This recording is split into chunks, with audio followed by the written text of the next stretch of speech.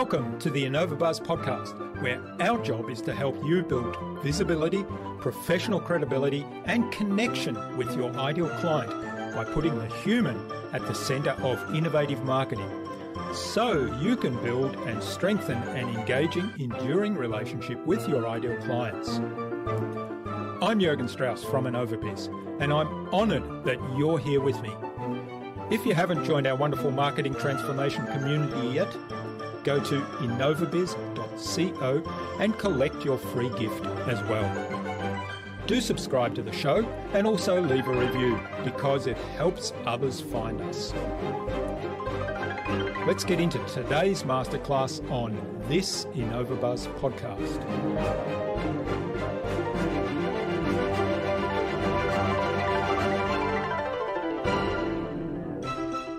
Technological change is getting even faster. We had 10 years of digital transformation in the last year. Companies that are going to win coming out of this are really looking at the changed world coming out of COVID and saying, we can be different. We understand it's a virtual world. We understand e-commerce is up. We understand travel is down. We understand electric cars are coming. What does that mean for us? How are we going to lead? Or are we just going to sit there and milk our asset and hope private equity takes us out? That can be a winning strategy, but not everybody's going to win that way. So I think it's about putting these new technologies to work, looking at the new business models, and really resolving that you're going to be a winner. Because if you're not, you'll have a nice historical marker in town that said, here lies the Jones Company. They employed 100,000 people, but they couldn't change fast enough. Gee, it was nice when they were here. I don't think you want a historical marker. You want to succeed and change, and it certainly is possible.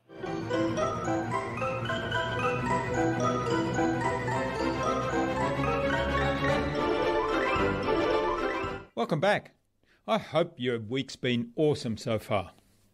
If you haven't yet listened to my recent conversations with the author of Exit Rich, Michelle Seiler Tucker, and the author of Intuitive Marketing, Steve Jenko, then do go check them out, but only after you've listened to today's conversation, of course. I'm really excited today to have on the InnovaBuzz podcast as my guest, Terry Jones. He's a digital disruptor, an author, and a venture capitalist. He's founded 5 startups with $2 billion IPOs, Kayak and Travelocity. He's served on 17 corporate boards. His success has established him as a thought leader on innovation and disruption. As a speaker, author, venture capitalist, and board member, Terry has been helping companies use the tools and techniques he has developed to keep succeeding in our fast-changing world. In our discussion today, Terry talked to me about why the most important things for innovation are taking risks, embracing failure and learning from that failure, then iterating quickly. We talked about what looking at other industries and their practices can teach us about our own, and how to own the edge of your customers' journeys. Without further ado, then, let's fly into the hive and get the buzz from Terry Jones.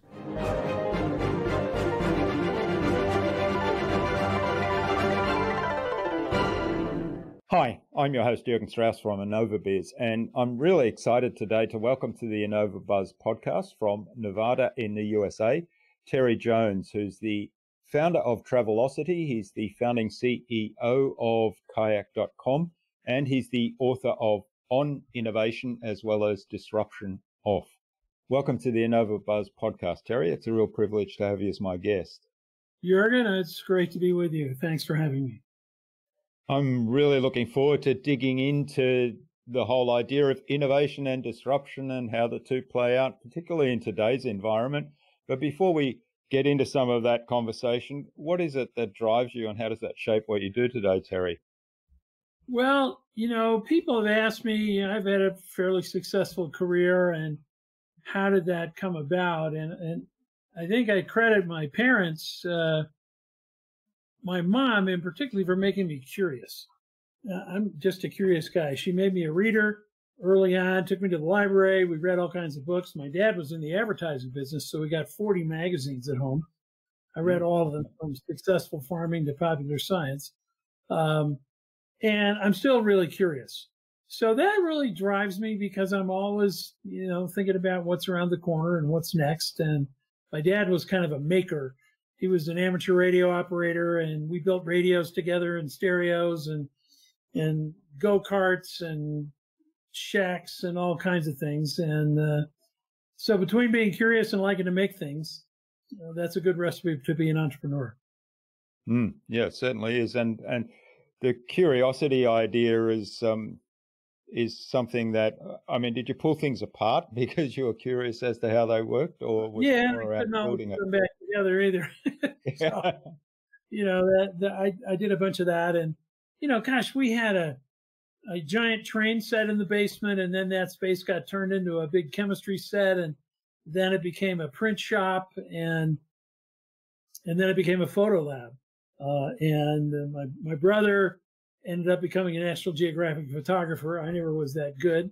But, that curiosity of putting things together and taking them apart, and putting things together maybe that hadn't been put together before.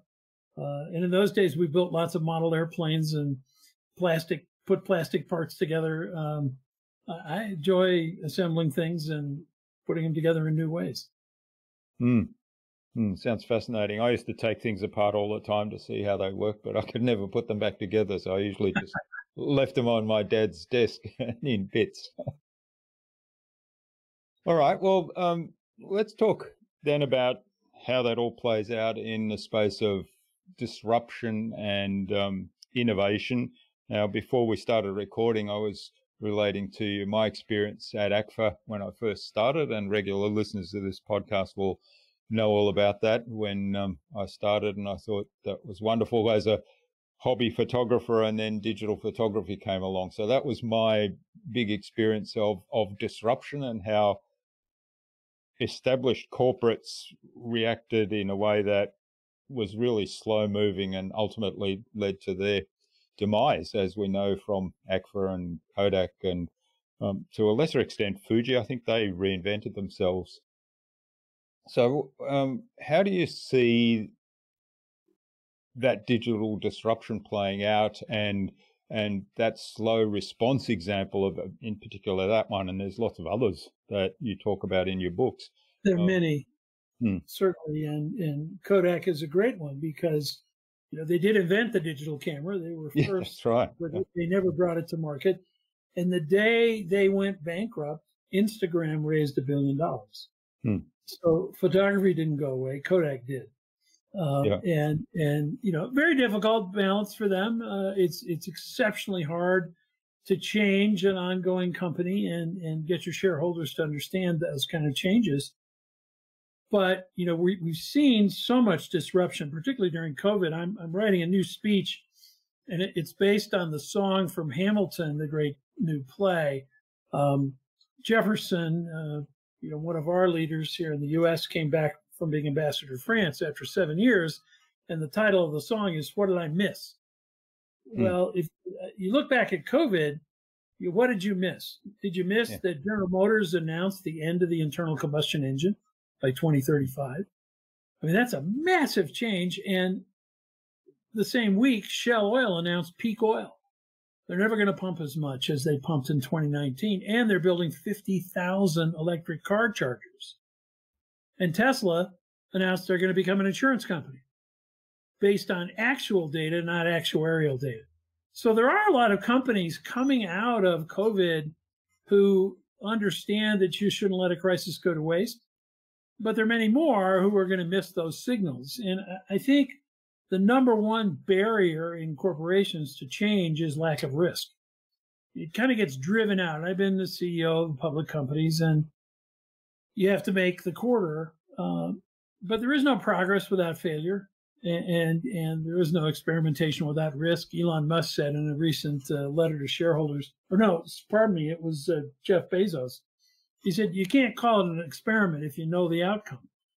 So the problem is those companies don't take risks. and they don't experiment anymore, and they get really, really good at doing the same thing over and over again, and they optimize, and they're profitable. But that's a sure bet for disaster. You cannot do that. You have to take risk, and you have to learn how to kill projects instead of people. You know, if it's Terry's fault, then Terry won't ever come up with a new idea again. It most probably wasn't Terry's fault. It was probably a bad idea that just didn't work, or the customer told you. If you don't learn from the failure and move on, now obviously if I fail over and over again, you know, you're going to send me down to the minor leagues. I'm not going to be asked to do it again. But generally, it isn't the fault of the person as much as it is the idea wasn't correct, and the market told you how to correct it. And so I think that's the biggest learning that companies can have. Yeah, the idea of risk and being risk averse as a danger sign for not coming up with new innovation is a big one. I'm curious, the examples you gave there raise a question in my mind. Tesla going into insurance is an interesting kind of addition. It's not like if they develop this insurance thing and invest resources into that, it's not disrupting their existing industry. Whereas the examples of General Motors stopping the internal combustion engine and going to electric vehicles or alternatives, and Shell investing a lot of money in charging stations, that's kind of a disruptor for their existing business model. So how does a business balance those things where, you know, their innovation and their idea, their experiment that they're doing is a disruptor for their existing business model, which needs to still be successful for the company to be sustainable? Well, that's right. And I think, you know, you get to the point where you can't ignore the change that's staring you in the face. And that's what happened to GM. You know, Tesla got big enough and regulation got big enough that they made that move. And when they did, everybody else will. And I think the same things happen to Shell. There are oil companies who are saying, no, we're just going to keep pumping. We're not changing. There are other oil companies who are moving to renewables. There are others that are greenwashing, and it's all baloney. So it's interesting to see how far people go, but it's very rare. You know, as somebody said, the best candle makers were always making better candles. They didn't invent the light bulb, right? It's very hard to make that jump. But I think today, with all the startups that are out there nipping at your heels, CEOs are much more cognizant of what kind of changes are coming. Jamie Dimon at JP Morgan said last week, you know, fintech is an enormous competitive threat to banks. And I'm sure he's looking over at Ant Financial, you know, who spun out of Alibaba, reorganized instead of around payments around their customers, and said, what else can we sell this billion people that we've signed up? Well, they sell them insurance, they sell them financial instruments, they sell them security, they sell them all kinds of things, because they realized that it was the billion people that was the biggest asset, not the particular product that they had to sell. So more and more companies are becoming platforms around customers and saying it's the relationship that we want to leverage rather than simply optimizing our manufacturing process or our supply chain. That's a big shift. Yeah. It's, to me, what you've highlighted there is it's about asking different questions, isn't it? Like I always thought, in my example with ACFA, the question that should have been asked is, like they said, what business are we in, was the question that was being asked. And they answered that with, well, we make film and paper for photographers. Yeah. And there wasn't the follow-up question with, well, what are we really delivering, to dig deeper? Because to me, the answer to that one was a means to capture memories. And then all of a sudden you're opening up a whole lot of other idea. Well, how else can you capture memories? And how could you do that smarter and make it easier for the person, the user, and make it quicker for them, which, you know, clearly digital photography was a means to do that. Very hard to answer the question and get an answer in a company. And sometimes it's, it can be simply also looking at an existing business and saying, why are you doing that way? Musk keeps it, it's that old ask why 5 times to get to the core question. I mean, look at SpaceX. They looked at rockets and said, well, we can cut the cost exponentially if we reuse the rocket instead of throwing it away. Everybody said that was impossible. It took them 10 years. Now their cost of launching is a fraction of what other people have done. And nobody else, I guess Bezos is the only other one who has a reusable rocket. So sometimes just looking at, the way things have been done and saying, that was true, 50 years ago, but why? And there's so many pieces of a business that people continue to say, well, why? I mean, look at when I was at American Airlines as CIO, I had video conferencing to my various data centers. And of course the airline hated that idea, but they understood why I did it. But we always wondered, when is it going to come and eat our lunch? Well, it just did. Yeah. Everybody's, and you and I are on Zoom here, even though we're audio. I can't remember when last time I got a phone call. Everybody Zooms me. And business travel is going to be down 35%.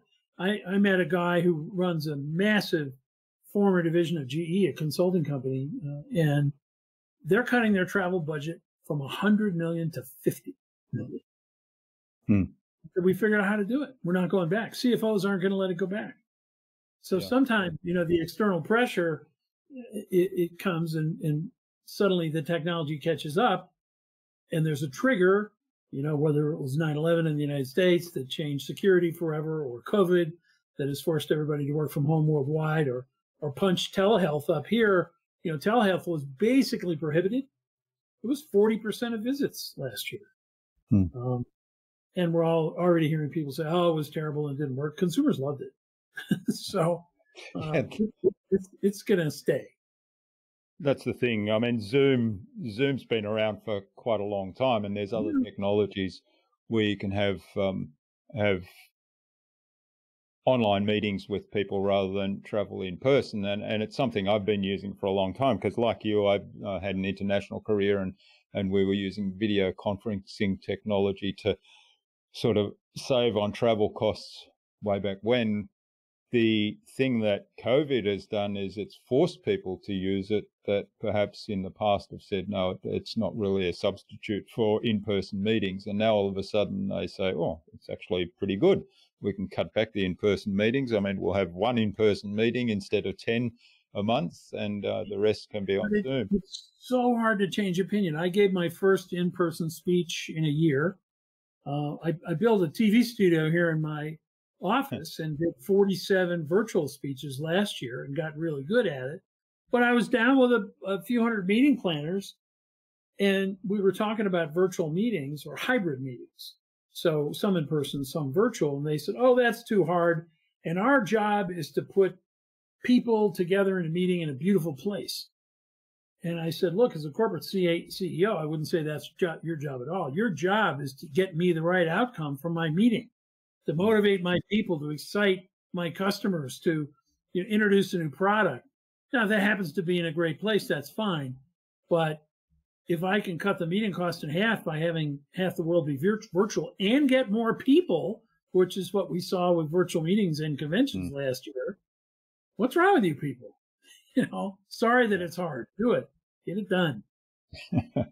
Yeah, that's certainly, I mean, I think there's something there that you said that I was not surprised by, but I thought, well, that's really opened people's eyes. And that's that some of those virtual meetings and conferences actually attracted, double, triple, or even sometimes 10 times the participants as before, because particularly international conferences where the cost to travel and the time cost to travel there from other parts of the world was a big barrier. So people might send one or two representatives from their company, whereas now it was online. So they said, well, everybody in the company can participate at a certain level. That's right. And amazingly, even the trade shows had higher levels of interaction.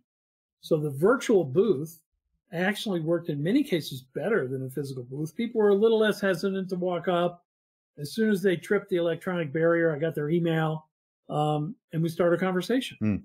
And breakout meetings worked well too. I've been, as a speaker, bouncing from breakout to breakout, which I could never do physically. So, but we go back to the people who plan meetings. They think they're too hard. CEOs aren't going to put up with it, and they're going to cut travel budgets, and they already have. So, I think coming out of this crisis, many companies have looked at some of these changes. My son-in-law's company shuttered their office already. They said, we're not reopening. We're going to have one little office for our CEO to meet with investors, and that's it. Yeah. It's like a movie set, or something. And my son and his wife, she got a new totally virtual job. They sold their 2 cars and now have one. So that's going to be an impact. So we're seeing people make a lot of fairly dramatic changes coming out of this, and that's what crises do.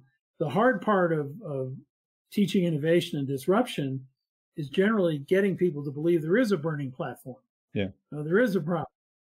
This year we don't have that. It's okay. Yeah. No. But one of the things I see though, you've raised a couple of scenarios there that I think, there's lots of follow-on impact from those. So for example, the CEO who says, well, most people over the last year have been working from home and it's been quite successful. So why do we need this big office space? Let's have just a small office where people can come in for the really important must-do in-person meetings, and everybody else can work from home. So we save a huge amount of money on rent and overheads and supplies, power bills, and so on. So that impacts the real estate industry, the commercial real estate industry. It also impacts all the service industries around there, because all the people, like I see the big cities, people traveling into the big cities, into their offices, and then they go out and grab a coffee in their breaks. They go out for lunch. So all the cafes and restaurants around there, or the little kind of supply shops where people might drop in to buy something on their way home, all of that's impacted. The public transport's impacted. The example of the cars, the ability to drop down to one car as a 2-car family, because really you don't need to travel that much. That's right. And so there are lots and lots of ripple effects. And clearly, in many businesses, the pendulum will swing back. They'll find that they're not creative enough, that people aren't interacting at the level they want. So, maybe companies will swing back from that, as IBM did, as Yahoo did over the last 4 or 5 years. They pulled everybody back inside because they wanted to change culture. And it's very difficult to change culture when everybody's remote. But you look at, certain functions like call centers, like computer engineers, they don't have to ever come together. Engineers like to be alone. and that's the way they operate. And in companies I'm talking to, they're saying, look, half the engineers in Silicon Valley are now spread around the United States. And if you don't give them what they want, they'll just, they'll go to LinkedIn and get a new job and change their Zoom address in the afternoon, and they're done. They don't have to move. They move with a keystroke. So I think for certain applications, they won't come back. Others will, certainly. But the impact. I mean, look at how many restaurants are not even restaurants anymore. They're ghost kitchens, where they're just a kitchen in a strip mall with a bunch of motorcycles. And it sounds, you read the thing online, it sounds like a fantastic French restaurant. Well, it's also making Indian food and, hamburgers, and they're shipping them out with delivery, and they have very low costs. So, society gets reshaped a lot. If you read about, how tea reshaped London, and how, suddenly there were tea salons, and how in coffee shops, were a huge change, and people started drinking tea and coffee, and they actually sobered up because they'd been drinking booze more than anything else, because the only thing was safe. You couldn't drink water. So, we'll see that change again. And I think for most businesses, it's about looking at these shifts and saying, either is it going to kill me on the one hand, or how do I become the disruptor myself in my industry? And I'm the one who's going to lead it, some new direction. Yeah, well, there's two sides, isn't there? There's there's an external impact, and in the last year that's been COVID mainly, and how's that impact on my business? And so there's a disruption there, and how do I react to that? But there's also how can I be the disruptor? How can I lead a change? How can I move away from the pack, which is, I think it's a different mindset, isn't it? It is a very different mindset, and not every company can do that. Some companies are great followers. Some companies are optimized on production, and other companies, are pretty good at changing and blowing things up. And you look at, now the largest companies on the stock exchange in the United States are all tech companies, and they become platforms and they're highly innovative. But, we're seeing, just think of the impact that 3D printing is having on manufacturing. Think of the impact that mRNA is going to have in the biosciences field, as this COVID vaccine was basically built like a piece of software in an incredibly short period of time. And people are saying, oh, I won't take this vaccine. It was built too quickly. They don't understand how it was built. It was not built like old vaccines. Old vaccines took a long time because that was the way they had to be built. So you see these disruptive technologies, whether it's drones or big data or AI or 3D printing. And, large companies have to look at how things change so quickly. 90% of hearing aids are now 3D printed. And that change happened in like 4.5 years. The people who didn't do it are gone. Yeah. Because the cost base changed and the customization went up, and you've got to adopt. So, I encourage businesses to constantly be looking at what other industries are doing. As I speak to industries, if I'm going to go speak about the oil industry, I'll talk about some other industry. Because if I tell them about the cool things in the oil industry, they'll blow me off. But if I tell them about the cool thing, in the manufacturing industry or in the bioscience industry, oh, that's pretty cool. I could do that here. It helps to point to people somewhere else, and then they get to put the pieces together, and it's their idea.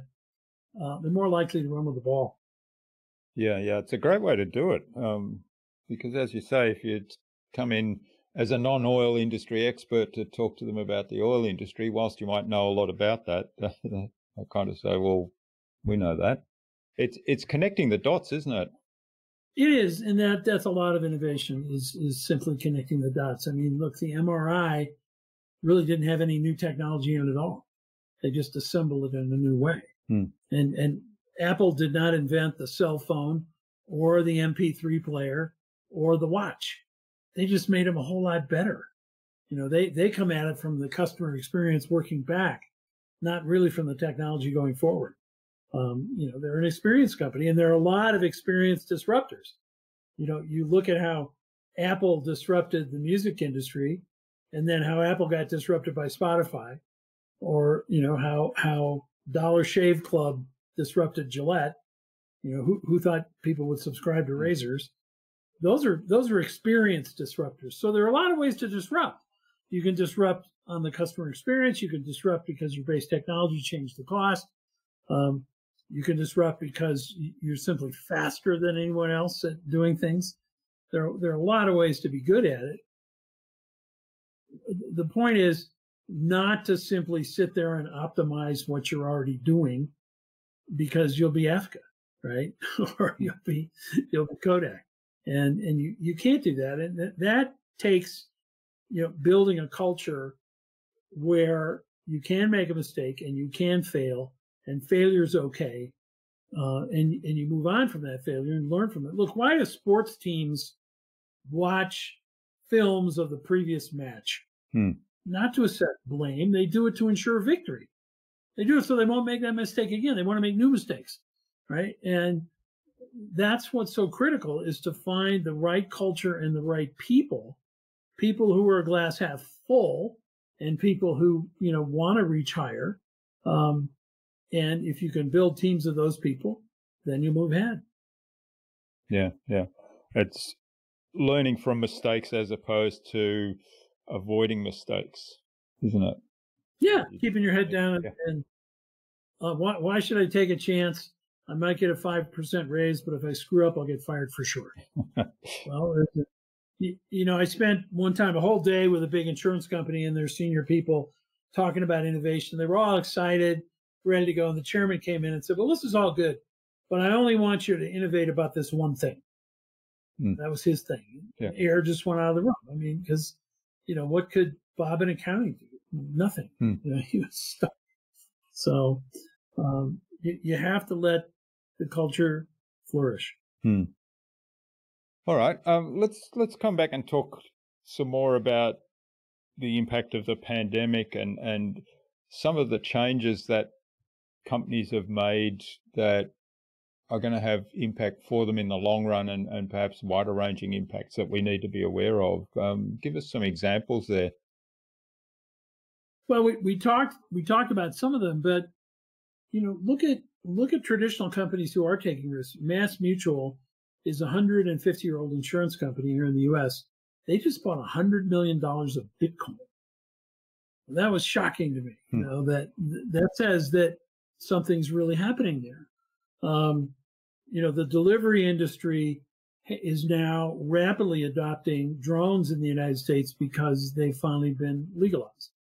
And in one small city in Virginia, they've been experimenting with drones every day. 90% of customers there now like drone delivery, where nationally in the U.S. it's about half. Think it's a good idea. So what does that mean for UPS and FedEx when 80% of the products that are delivered weigh less than 2 pounds? So there's a dramatic shift that will continue. E-commerce is up worldwide something like 30 to 35%. It's not going to go back.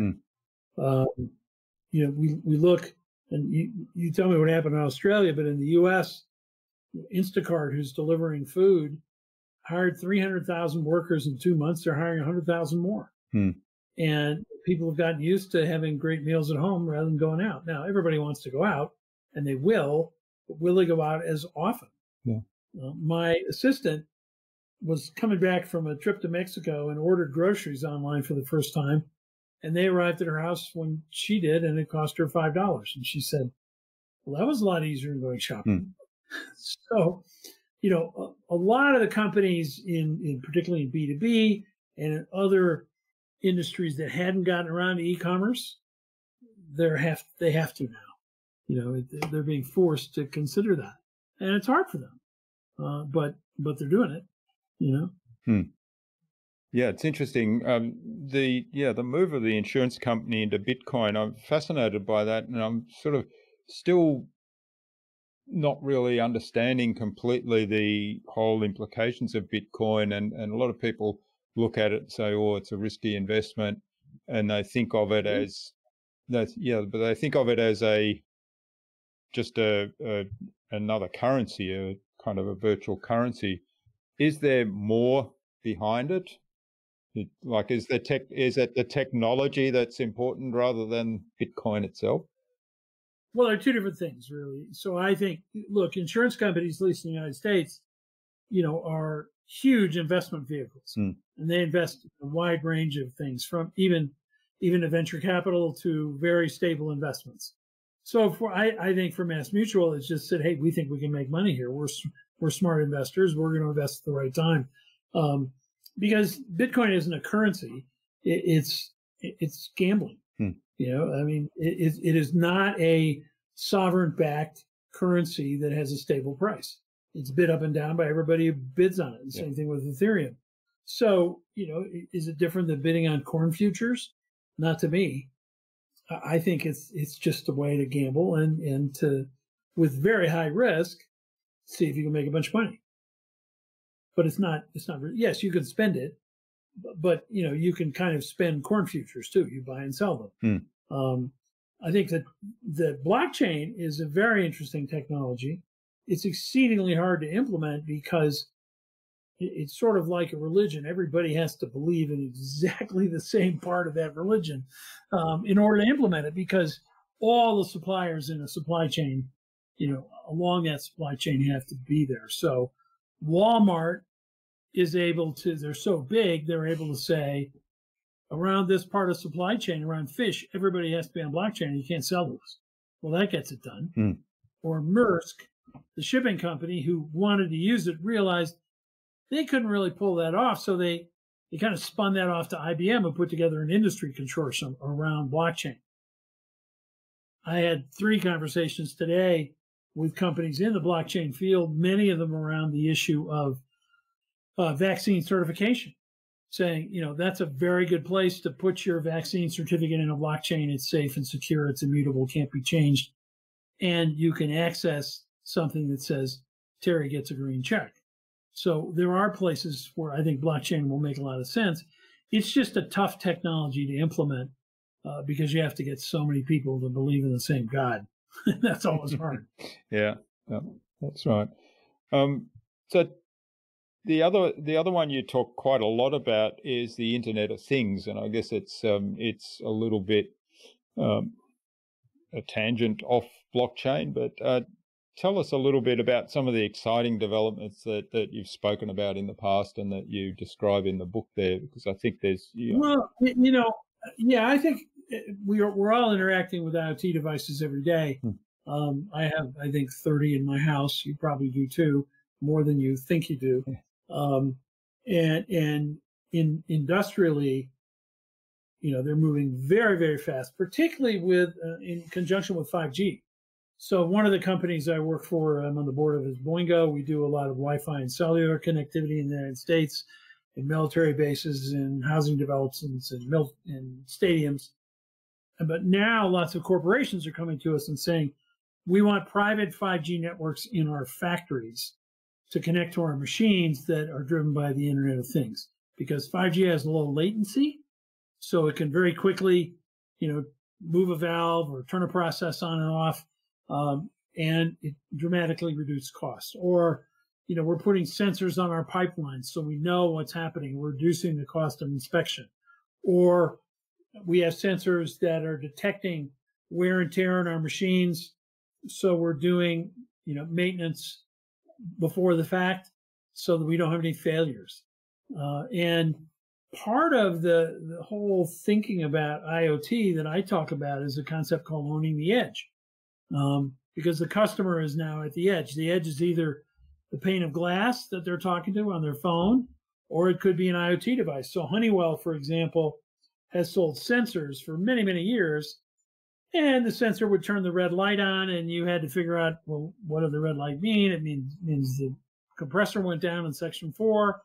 Then they went from sensing to meaning, so they actually put a screen on it, and it says AC down in section 4, so you didn't have to figure it out. Then they went to an outcome, which was action. Oh, we sense that the AC is down in section 4. We've turned on the backup, and maintenance is coming. That's an outcome. That can be sold at much higher value than a sensor. So people are combining IoT, particularly with AI and big data, to sell outcomes, to reduce costs, to increase customer satisfaction. I was on a call this week with the chief experience officer at Carnival Cruise Lines, one of the biggest cruise lines in the world. He was the guy who implemented the Disney band. So when you go to Disney parks today, you wear a wristband, which is IoT. It lets you in the park. It gets you to the head of the line. It pays for your dinner. It opens the door of your hotel room. Well, now they have a medallion that everybody on the cruise line wears, does all the same thing. You can even gamble with it. You can make bets using this medallion. And of course, it goes on your credit card, helps if you had a little bit to drink, and money. But they have 7,000 IoT devices on the average ship. So think about how much data they gather, how they can optimize the customer experience, how they can optimize the ship itself and their costs by linking all these together, collecting the data, and then using AI to analyze it. So AI becomes sort of the secret sauce of 3D printing and IoT and many of these other new technologies, because it can refine the data. And of course, AI systems are learning systems. So my company's learning 24/7 by 365, whereas your company has a bunch of analysts looking at the data that's a month old. You'll never catch up. And that's a profound change that's happening in companies who implement AI along with IoT. Yeah. Yeah, that cruise ship example is a really interesting one, because I've spoken to quite a number of people that have been on cruises, and they rave about the experience. They rave about the locations they went to, the things that they saw. But the other thing that I think is inherent in that is the whole experience of they get on the ship and they don't have to worry about anything. So everything's taken care of through that medallion. If they want something, they just show the medallion and they get whatever it is that they desire. So if you take that out of the cruise environment and say, well, can you implement that to just a normal everyday life experience, from things from shopping to travel to turning on the heating at home to I don't know what else there is, but does that give an opportunity? And I think there's a whole lot of things there that we could probably learn from that. Well, look at Amazon Go. They put a store out, and they're building them around the U.S. where there are no clerks. There's no one in the store, just you and your phone. And they're using AI to watch you take the items off the shelf, and you throw them in your basket, and you walk out and it scans your phone, and you're done. That looked like a crazy idea before COVID. Now it's pretty smart, right?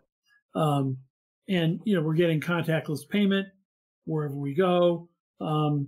Think of companies like Shell has built sensors into GM cars, so that now Shell will pop up and say, you're running low on petrol. There's a Shell station up here about a kilometer ahead. If you fill up now, we'll give you free coffee. Well, that's owning the edge, right? Because the edge is where the customer is sitting at that moment. There are furnace filters you can buy that automatically detect when they're clogged up and dirty. They just order a new one. So that's the speed and convenience aspect. My printer here orders its own ink. It's connected to Amazon. Am I going to reprogram it to connect to somebody else? No. It's just easy, and there's not that much difference in price. So speed and convenience win the day, and you have to think about, owning the edge isn't about having a shop on a high street anymore. Because the edge is the edge of the glass, or the IFE system in an airplane, or your entertainment system in a car, or the sensor at the edge of the factory that automatically calls maintenance.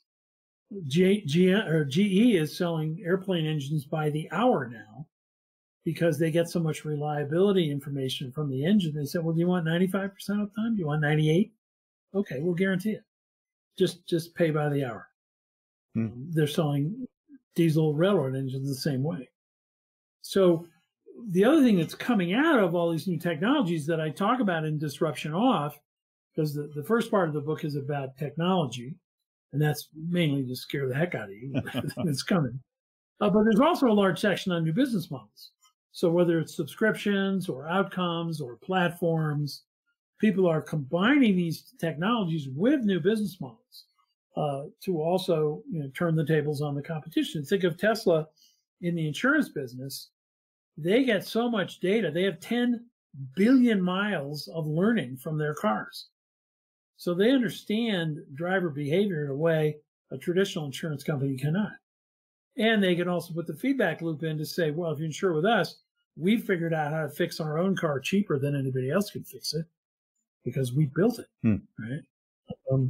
That's an interesting feedback loop. That leads us into, connected products. So the cloud, is a wonderful revolutionary tool. It's why two guys and a dog have the computing power of a Fortune 500 company. But it also allows us to be connected to products. So in the web business, like Travelocity or Kayak, obviously we had these great opportunities for sensing what customers were doing. But traditional manufacturers haven't had that. But take John Deere, the tractor company, they also had to wait for the annual convention to hear from the dealer what the dealers thought the farmer were doing this year, right? Now they're connected to the tractor 24/7, and they can sense what's going on, and they can update that tractor to delight the customer with a new feature to get them to stick. That's why, Teslas aren't the most reliable car in the world, but they have the highest customer satisfaction. Yeah. And it's probably because I go out in my garage and get in my Tesla and I have a new car every 6 months. Because they've updated. It hasn't cost me anything. Otherwise, I got to, cars never got updated. Maybe you could buy an accessory, move from an 8-track to a cassette, but now they're cool new features all the time because it's connected. And traditional companies have to think about, what does 5G mean? What does it mean to be connected to my customer all the time? What am I going to learn? You better reorganize your data around the customer. Make people blow up those separate silos and focus on delighting the customer by learning from them, because they're telling you stuff every day. Yeah, it's a fascinating principle, and it kind of opens up the possibility. And I wonder what your thoughts are on this, because as a marketer, that my philosophy is making marketing human again, and it's all very much focused around understanding your customer and customer needs and being able to deliver on those and delighting your customer all the time. Now with the Internet of Things and 5G, and with that example you gave, it's a great one of using the knowledge that you have and using the data that you're able to get to understand that customer better, understand their behavior, and then deliver things that will make their life easier, and basically be customers for life. So cement that relationship. Now, in the traditional world, that's there's been a mindset around that not all people have felt that way. That the customer delivering that exceptional experience is the focus of what your business is all about. So how do you bring that mindset in together with the new technology that opens up all those other possibilities? Well, it is a big change, particularly for mass marketers. Razor companies looked at the grocery chains as their customer, not the person shaving so much. They certainly did surveys, but they didn't learn from individuals, and they weren't thinking about customers. And then along comes, a subscription company who gets information back every month, and feedback from their customers is connected to them. It is a huge change. And, I've been talking a lot with IT companies about this and CIOs. Many times, one of the ways this happens is the CIO will start collecting data from all the separate departments and putting it together in a data lake, and start showing the company, here's the kind of learning we're getting. This is a good reason for all you to share the data instead of keeping it in your individual castle, marketing, sales, operations, customer service. Because if we share it, we can move way faster than the competition. And sometimes that comes from IT. Sometimes it comes from the top, from someone who says, a CEO who gets it and said, I see what other companies are doing by putting all these data together. We have to do the same, and we have to be connected to the customer, because, specifically if they start listening to kids and millennials, who live on these devices, for gray-haired people like us, we're not maybe listening as well as we can, but if you listen to kids, they'll tell you right away. And you also, it's important to take credit for personalization. I'll give you an example. Ritz-Carlton, says they personalize things, but they always do it behind the curtain. It's very quiet. And I came down to Ritz-Carlton and I said, look, I've got all foam pillows in my room, and I don't like foam pillows. And they typed away the computer and they said, yes, you do. It says so right here. You like foam pillows. And I said, well, you're bloody wrong. Your database is wrong. And if you, when I checked in, said, Mr. Jones, we have those foam pillows you love, we've already put them in the room, I could have told you were wrong. Or you were right, and I was delighted that you did it. But if I just show up there, I don't know if it's a mistake or every room has foam pillow. I don't know, right? So you kind of have to take credit. This is on the airline. This is, here's your scotch, Mr. Jones, like you had last time. It's hard to get it right. I mean, on Amazon, I order something for my grandkids and then I get baby books for the next, 500 times. But it's worth it if you take credit for it. And some companies, do an exceptional job, but you have to take credit for it. And customers will tell you lots about themselves if they get something back. I built a database of 40 million names at Travelocity simply by telling people, look, you got to become a member if you want to use this. But if you're a member, hey, we'll send you emails every time the price goes down to your favorite destination. You'll get a newsletter. You get premier customer service. And I said, yeah, I'll give you my name and address. And suddenly I had 40 million people to talk to. Yeah, well, the hotel example is a really great one. And I mean, it's as simple as saying, even just checking, right? You don't have to sort of blow your own horn. They could have said, we've put in the foam pillows that you really like, Mr. Jones. Is that all right?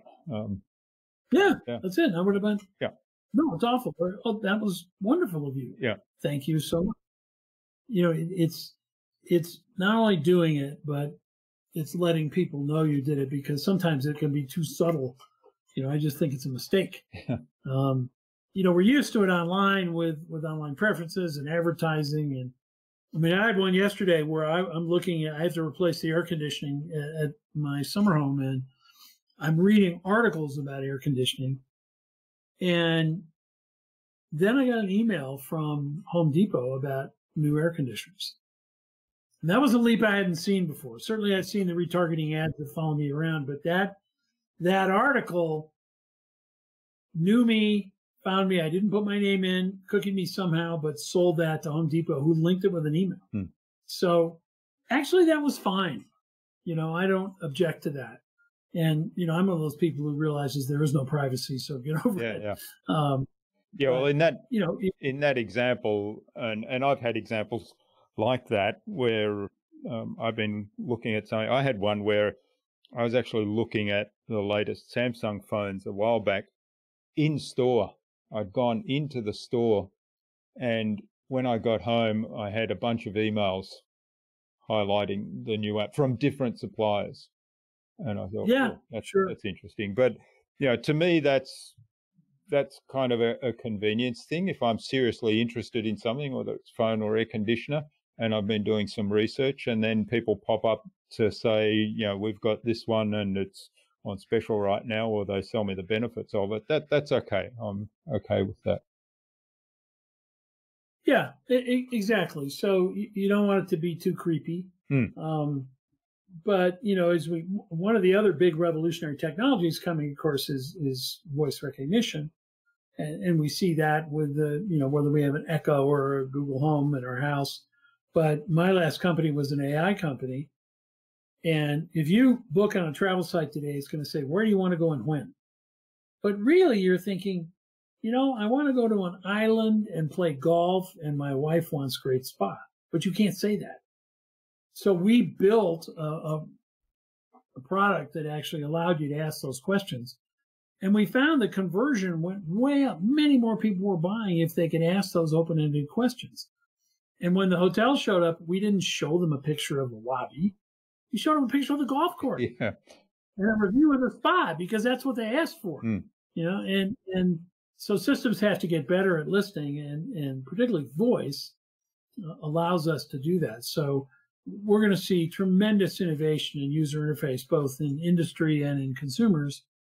As we talk more to our devices, they'll give us better answers. Yeah, better answers and better customization, which, that's, to me, like we talked a little bit about customer experience, but to me that customer experience begins right there when the first question is asked, and coming back and then showing you pictures of the things that you're actually interested in, rather than like the hotel lobby or the beachfront, if you've talked about golf, is part of that customization and already delivering an exceptional customer experience. Right. And so using AI to analyze the images, to read the reviews, and to listen to the customers is going to be table stakes in e-commerce going forward. It's happening pretty quickly. And those systems just keep getting smarter and smarter. I've seen systems using AI in chatbots where I may have a human running the chat, but the AI is listening in the back and will say, recommend this product to Jurgen, right? Yeah. And that close the deal, right? Because the AI is looking at billions of interactions. Yeah, it's pretty amazing. Well, this is fabulous, Terry. I could go on talking ages about what's coming down the pipe for the future and what are some of the implications, but I think it's a good point now to move on to the buzz, which is our innovation round. And I've got 5 questions that I'll ask. They're designed for our audience who are primarily leaders and innovators in their field. And I'm looking for some tips from your experience. Hopefully the listener will go and do something awesome as a result of your answer. Hope so. Yeah. What do you think the number one thing is anyone needs to do to be more innovative? We said it at the top of the show. Take more risk, fail more often. Yeah. Right. Be comfortable with failure, fail, learn from it, do it again. It's the hardest thing to accept. When you're an operator and running a big business, it's probably the most important thing you can do. And you don't have to fail big anymore. You can fail small. Fail with a 3D printed prototype. Fail on the web. There are lots of ways to fail small, but fail. Yeah, great advice. Now, in terms of learning from failure, do you have any tips there? You know, how do you take, like when you do fail, what are the steps you should be taking at that point to learn, take away the lessons and implement them? There are a lot of quality tools about dissecting the reasons for the failure, and was it execution? Was it the customer didn't want the product? What is it? Are you listening well? And really taking that feedback in and immediately changing your prototype and trying again. At some point, it's not any good if it really isn't. And sometimes you're too early. But iterating quickly and learning and trying again is how you move forward, rather than agonizing over the fact they didn't like it. There's a wonderful guy called the Amazon Whisperer. He reads reviews about bad products on Amazon, and he builds new products from those reviews. Yeah. Gets rid of all the things that fail, and they sell like hotcakes. And apparently the people who build the products don't read reviews. Yeah, a few people have suggested, reading reviews is a great way to get insights from other people's failures. So it's a really good reinforcement. Yeah. And, I have companies all the time who say, "Oh, I don't want to have reviews. I might get a bad one." My attitude is, you sucked before. You just didn't know about it. All right. Now, what's the best thing you've done to develop new ideas? Well, I think it is this. We talked about curiosity, and I think it's putting things together in a different way. Usually, a new billion-dollar business is just changing one thing. The Travelocity was just do it yourself. Behind the HTML, we were a travel agent like anybody else. Kayak was a $2 billion business, was about choice. Let's let people book where they want, not force them to book with us. So it doesn't have to change everything, to be a huge idea. You just really have to. We looked at the fact that Travelocity, only 5% of arrivals were converting into sales, which in e-commerce is fairly normal. We said, where are they all going? Well, they're going direct to the airlines.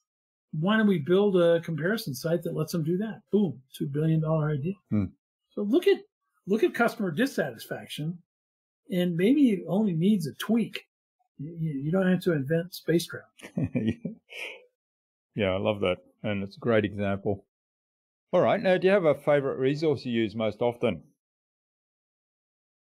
Oh, gosh. I use several resources. One I use a lot is an app called Flipboard. It's just, and there are lots of these, it's just one of those customizable apps that customizes articles. So I can flip through articles at exceptionally high speed and save the ones I want. And I say, look, I want to read about blockchain and drones and whatever my interests are, because I can do that on my phone in the morning, for 30 minutes, or even get out of bed, and all that stuff is collected for me. So I do that all the time, because I find I don't have time to read them all until, now I do again, because I'm flying. So I tend to, curate them all, and on a long flight, I'll absorb all that stuff and then distill it for a book or a speech. So there's so many tools that can help you read quickly today. It's necessary. Yeah. And my books are a quick read, both on innovation and disruption off. There are 73 3-page chapters. So it's like a cookbook, which is necessary today because most business books aren't finished, aren't by the reader. Yes, that's right. I'm a very voracious reader, and often I find I've got about 10 books that I've three-quarter read, and I kind of lose interest a little bit if I'm getting to the point where I think I've got everything I need out of this, and then I often move on to the next one. Exactly. All right. Now, what's the best way to keep a project on track? Well, I think what happens many times, I mean, there are lots of answers to this, but here's one. If you have a project that the CEO thinks is important, probably you're getting blocked in the middle of the organization. So one thing I've seen that works very well is for CEOs to just get a red light, green light on all the projects. And if they see a red light, well, the middle manager knows that the boss is going to see the red light. And they know that they're on the line to fix that problem. So they're much less likely to be in the way. The CEO probably doesn't even have to act because the middle manager will never want a red light. But if it's just, if the project gets buried and the CEO doesn't see it for 6 months, and by that time it's off the rails, they'll probably say, okay, well, can that, it's too late. So if CEOs want things to move quickly, depending on their culture, it's pretty good to just have a very simple report that comes up. Alan Mulally did that when he took over and changed Ford. Say, hey, I'm looking at this stuff. I'm looking at it every week. Nobody wanted a yellow light. Yeah. So it's kind of accountability, but very clear visibility that's very quick and almost self-motivating for those people. That, correct. Yeah. Yeah, it's because middle managers have a lot to do and they don't like change. And, your new idea may be killing the idea that got them their job, and too bad. They got to get with the program. Convince them to take risks. All right. Well, thanks for that. That's a wonderful idea. Now, the final question is, what's the number one thing anyone can do to differentiate themselves? Well, again, I think a way many companies are differentiating themselves is through the customer experience today. That is a huge differentiator. As you said before we got on air here, that when you were looking at digital photography, it really was worse than film photography. The quality wasn't that good. But people figured out that the convenience was more important than the quality. The same thing with MP3s aren't as good as LPs, but it's good enough. And I can have 1,000 songs in my pocket. So I blew up the industry by changing the convenience of using it. So I think today, one of the huge differentiators is how easy is this to use? There's a saying in Silicon Valley, if you're really winning, step one is install software. There is no step two. There are no instructions. I had somebody, we were trying to build an app. This was like 8 years ago for a big convention. The guy said, well, I guess we can have an app, but how are we going to train everyone to use it? I said, if you have to train them how to use it, it's not an app. It's worthless. We don't get trained how to use it. They work. And the single button interface, that is the differentiator today. I mean, look at Uber. It's just software. They don't own cars, licensed cars, service cars, right? Airbnb, it's just software. They don't own hotels. They don't service hotels. They just bring you hotels, right? They've eliminated 98% of the hotel business plan, and they're worth more than all the other hotel companies combined. Same thing with Tesla. The car is about ease of use. When I get in my car, it shuts the door and turns on. My wife, the first time she drove it, I wasn't here. She couldn't figure out how to turn it off. She finally got out and slammed the door. And she said, oh, look, it went off. I said, that's all you have to do. Why do you have to turn it off? Just leave. So I think it's really today, it is about user experience that is the differentiator in products. Have connected products, listen to the customer, improve your product all the time. You'll win.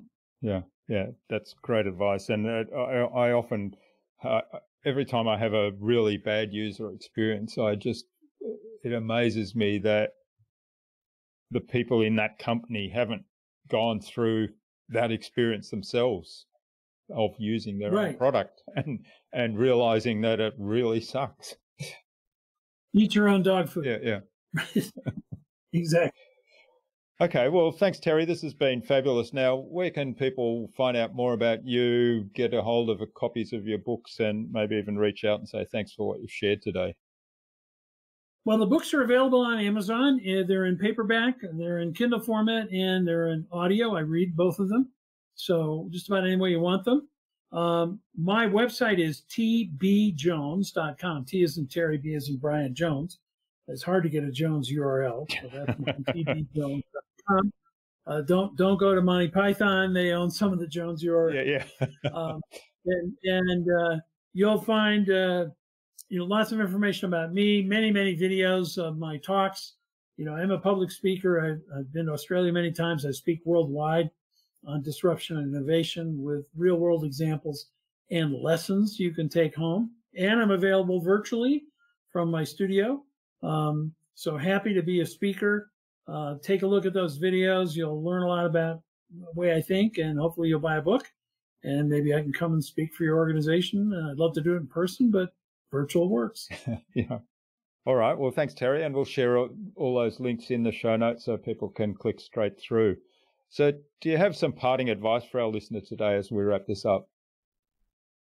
Well, I think, look, technological change is getting even faster. We had 10 years of digital transformation in the last year. Companies that are going to win coming out of this are really looking at the changed world coming out of COVID and saying, we can be different.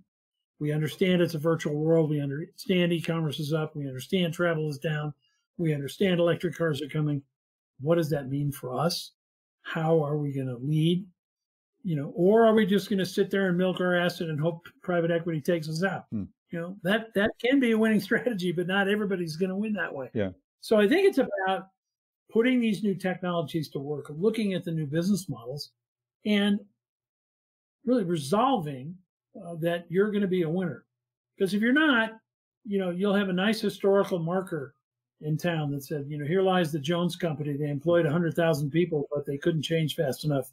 Gee, it was nice when they were here. I don't think you want a historical marker. You want to succeed and change, and it certainly is possible.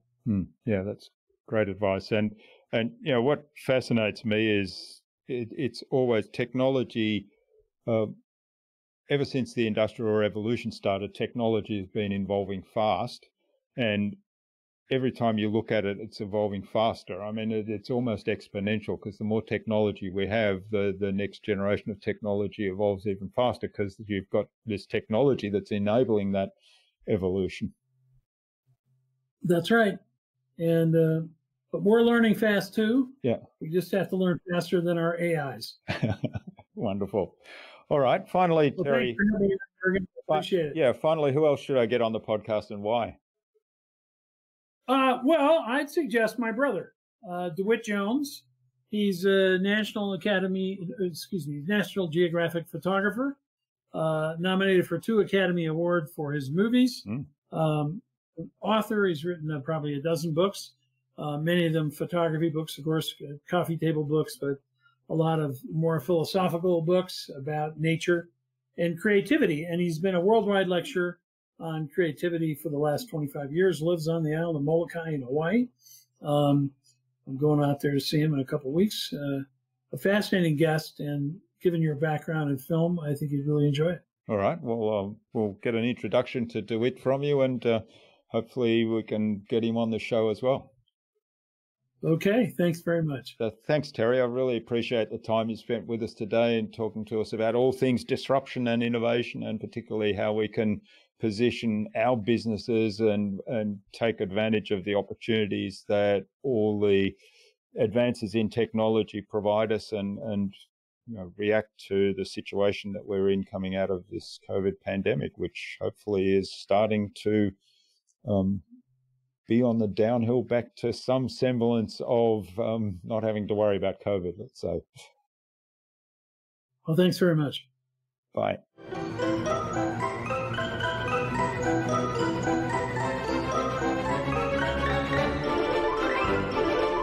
I hope you enjoyed that insightful and informative conversation with Terry and took something away from his episode. There are so many key messages in that conversation, from the various downstream impacts out of the COVID pandemic to the exceptionally increasing rate of change in technology. I'd love to know what you took away from Terry's episode. Leave a comment below the blog post, which you can find at innovabiz.co/Terry Jones. That is TERRYJONES. All lowercase, all one word, innovabiz.co/Terry Jones. You'll also find contact information there for getting in touch with Terry, as well as links to his website, his books on innovation and disruption his videos, his social media pages, and the other resources we spoke about in our conversation today. If you like this episode, then please don't keep it to yourself. Share it with at least 2 other people that it might help, so that we can get this valuable information from these wonderful guests out to more people. Tag me in on that share and I will reach out to you with a special surprise. Terry suggested that we have a conversation with photographer, writer and film director, and also his brother, DeWitt Jones, on a future InnovaBuzz podcast episode. So DeWitt, keep an eye on your inbox for an invitation from us to the InnovaBuzz podcast, courtesy of Terry Jones. Tune in again to the next episodes of the InnovaBuzz podcast, where we've got yet more fantastic guests lined up, including Pinterest powerhouse Laura Reich and personal branding coach Marina Gurgis. Thanks for listening to this episode. Make sure you subscribe to the show to be reminded of new episodes. It's free to subscribe. Leave a review if you like. Even if you don't like me, I'm okay with that. I'm asking you to leave a review because it helps other people find this show. Go to innovabiz.co to join our marketing transformation community and access a free gift my team and I made for you. It's the Marketing Master Mini Class. We want to give you everything you need to transform your marketing into a human-centered, relationship-focused growth engine. Until next time, I'm Jürgen Strauss from InnovaBiz. Remember, be awesome and keep innovating.